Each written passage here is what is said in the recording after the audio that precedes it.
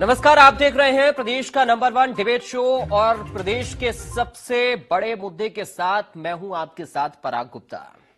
24 के रण को फतेह करने के लिए सियासी पार्टियों ने पूरा दमखम लगा दिया है। एक तरफ देश की सबसे बड़ी पार्टी भारतीय जनता पार्टी 24 के रण को फतेह करने के लिए लगातार मेगा प्लान तैयार कर रही है।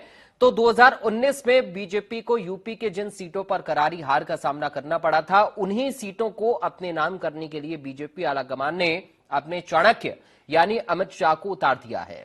अमित शाह उन सीटों पर जीत की रणनीति तैयार करेंगे। तो वहीं दूसरी ओर कर्नाटक के रण को फतेह करने के बाद विपक्ष के हौसले बुलंद हैं। लेकिन अब ऐसे में बड़ा सवाल यह खड़ा होता है कि 24 के रण को फतेह करने के लिए विपक्षी पार्टियों का क्या प्लान है और आखिर विपक्ष के नेता ट्विटर वार से बाहर कब निकलेंगे। तो बड़ी बहस में आज इसी मुद्दे पर करेंगे चर्चा। हमारे साथ एक बड़ा पैनल भी होगा और बड़े सवाल भी होंगे, बने रहिए।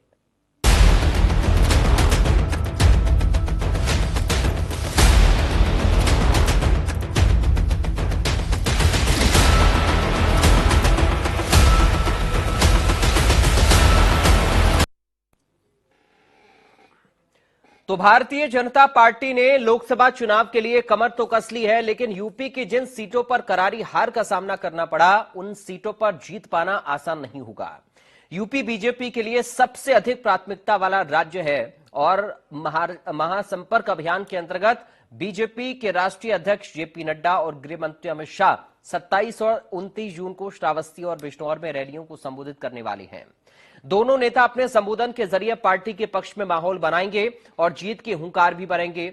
बता दें कि 2019 में हुए लोकसभा चुनाव में बीजेपी बिजनौर, मुरादाबाद, संभल, रामपुर, अमरोहा और नगीना में बीजेपी को करारी हार का सामना करना पड़ा था। 2019 में बीजेपी ने दमदार प्रदर्शन किया था। बीजेपी 80 में से 64 सीटें जीतने में कामयाब रही थी।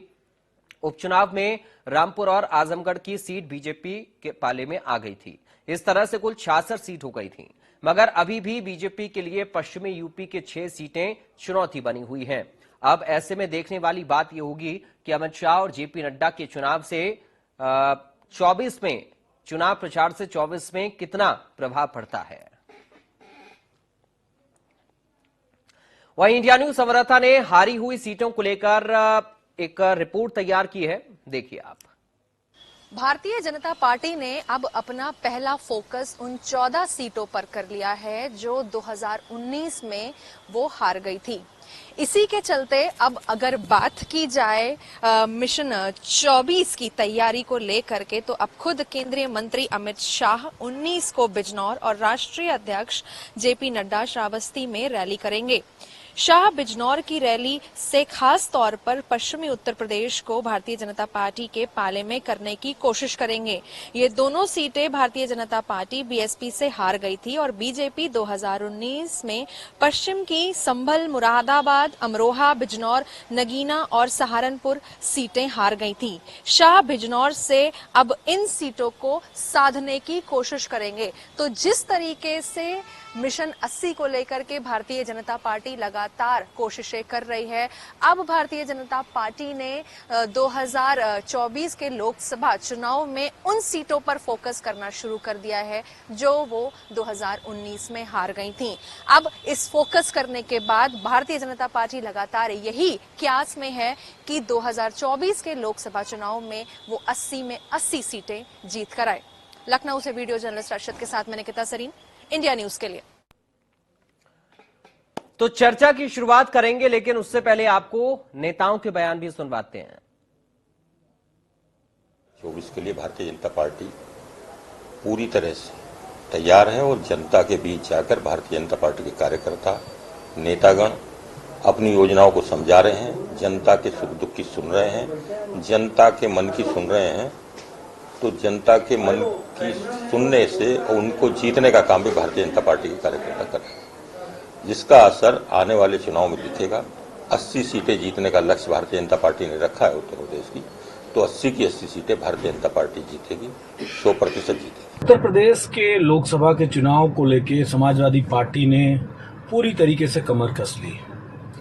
बीजेपी के नेता, ये बात स्पष्ट रूप से दिखती आ रही है कि उत्तर प्रदेश में बहुत ज्यादा फोकस्ड है। कारण महाराष्ट्र के समीकरण बिगड़ चुके हैं, बिहार के समीकरण बिगड़ चुके हैं, बड़ा प्रयास किया जा रहा है छोटे छोटे दलों को अपने पास रखने का।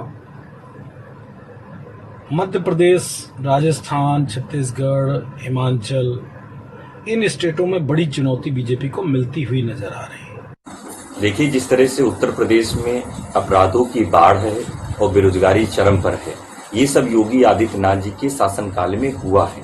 तो मैं समझता हूं कि अब भारतीय जनता पार्टी कोई भी एजेंडा अपना ले, पश्चिमी उत्तर प्रदेश से प्रचार का कैंपेन स्टार्ट कर दे, पूर्वी उत्तर प्रदेश से स्टार्ट कर दे, अब जनता बदलने के मोड में बैठी है। क्योंकि आपने उत्तर प्रदेश को डिलीवर के नाम पर क्या दिया? महंगाई दी, बेरोजगारी दी, अपराध दिया, भ्रष्टाचार दिया। ये सब उत्तर प्रदेश में आपकी गवर्नमेंट में हुआ है। तो मैं समझता हूं कि जनता बहुत समझदार है उत्तर प्रदेश की। निश्चित तौर पे 2024 में परिवर्तन तय है।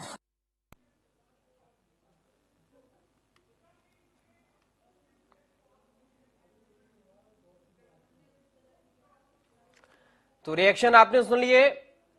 दरअसल तैयारी तो सबकी अपनी अपनी है, लेकिन जो 14 सीटें बीजेपी के पास अभी नहीं है, उन पर खास फोकस बीजेपी का है।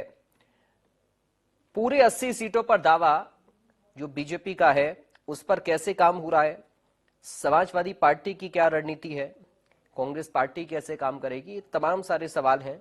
आज इन्हीं सवालों पर हमारी चर्चा रहेगी और हम एक एक पार्टी की रणनीति को समझने की कोशिश करेंगे और जानने की कोशिश करेंगे कि आखिर जनता के मुद्दों को ध्यान में रखते हुए, अपनी रणनीति को मजबूत करते हुए कैसे ग्राउंड पर राजनीतिक दल उतरने वाले हैं। क्योंकि खुद अमित शाह इसकी जो शुरुआत है वो करने जा रहे हैं। जेपी नड्डा पार्टी के राष्ट्रीय अध्यक्ष पूरी तरह से सक्रिय होते हुए नजर आ रहे हैं। तो क्या प्लानिंग बीजेपी कर रही है और कैसे कैसे जो रणनीति है वो आगे बढ़ेगी, इसको समझने की कोशिश हम करेंगे। समाजवादी पार्टी चूंकि मुख्य विपक्षी दल है उत्तर प्रदेश के अंदर,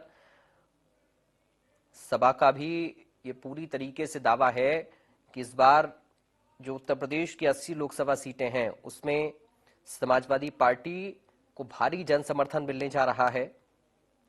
कांग्रेस पार्टी, राष्ट्रीय स्तर की पार्टी, उत्तर प्रदेश में किस तरह से खास एक रणनीति के तहत उतरती है, ये देखना बेहद अहम होगा।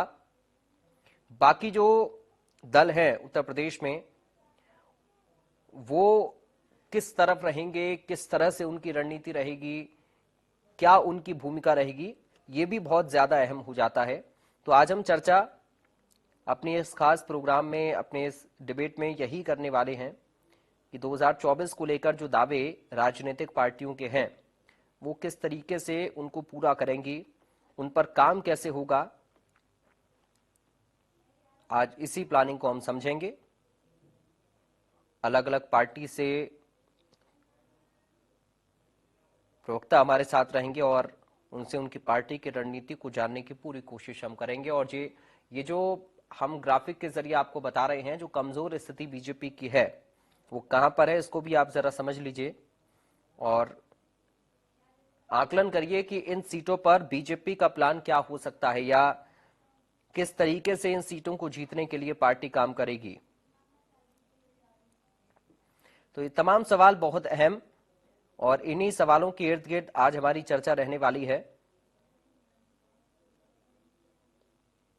क्योंकि उत्तर प्रदेश का जो महत्व है वो बहुत ज्यादा बढ़ जाता है लोकसभा के चुनाव में।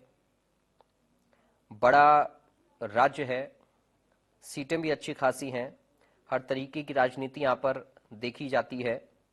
तो बेहद अहम मुद्दे उत्तर प्रदेश के अंदर हैं। तो इन तमाम सारे सवालों के बीच में चर्चा आज लोकसभा चुनाव की ही करेंगे। 80 सीटों पर जो दावे हैं राजनीतिक दलों के, उन दावों को भी समझेंगे, समझने की कोशिश करेंगे।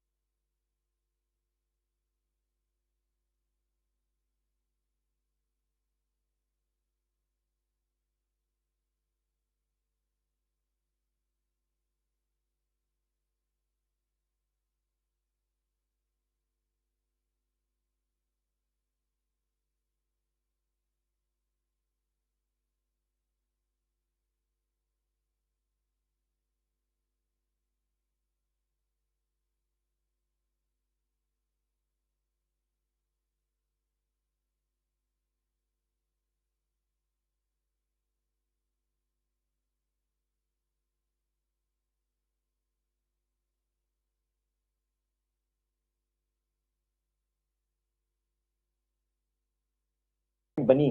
तो मैं समझता हूं कि आज की डेट में जो इनके सांसद थे, उन्होंने जो गांव गोद लिए थे उसका क्या हुआ। जिस तरह से आपने भी देखा होगा कि इनके एक विधायक हैं कानपुर देहात के, उन्होंने फोन पर अधिकारियों से बातचीत करते हुए कहा कि इनकी पुलिस बेलगाम हो गई है, जो 5,000 का काम 50,000 में करा रही है, अपराधियों को छुड़ाने के लिए इतनी धनुगाही कर रही है। अभी हाल ही में लखनऊ में जो घटना हुई है उससे पूरा लखनऊ स्तब्ध है। जिस तरह से आपने देखा होगा कि 50,000 की उगाही के लिए दबाव बना रही थी और एक युवक ने आत्महत्या कर ली। ये किस तरह की सरकार चल रही है। अब तो मैं समझता हूं कि जो लॉ एंड ऑर्डर है वो अपराधियों के सामने सरेंडर कर चुका है, क्योंकि अपराधी और अपराध कराने वाले इन दोनों का एक दूसरे से सत्ता से संरक्षण मिल रहा है। तो इस तरह से अपराध फल फूल रहा है। तो मैं कह सकता हूं कि अब जो है कहीं ना कहीं जो 60% जो जनता है, 60% जनता ने उत्तर प्रदेश में विधानसभा के चुनाव में इनको वोट नहीं किया था, वो वोट विपक्षी दलों के नेताओं को किया था। लेकिन क्या हुआ कि जो पोलराइजेशन है अब ये खत्म होने वाला है, क्योंकि झूठ ज्यादा दिन नहीं चलता है। आप झूठ और सच में जो फर्क है वो कर्नाटका में आपने देखा, हिमाचल में देखा, अभी मध्य प्रदेश चुनाव होने वाला है वहां देखिएगा, क्योंकि झूठ ज्यादा दिन नहीं चलता है। सच के सामने झूठ ना टिका है ना टिकेगा। ठीक है। आमिर साबरी जी, जेपी नड्डा, अमित शाह के शुरू होने वाले कैंपेन को कैसे आप देख रहे हैं? समाजवादी पार्टी के जो आरोप हैं उनको आप कैसे देख रहे हैं? कांग्रेस पार्टी जिस तरीके से अपना अभियान चला रही है, राहुल गांधी ने यात्रा निकाली और लगातार लोगों से संपर्क कर रही है, कैसे सबकी स्ट्रेटजी को आप देख रहे हैं 24 के मद्देनजर रखते हुए?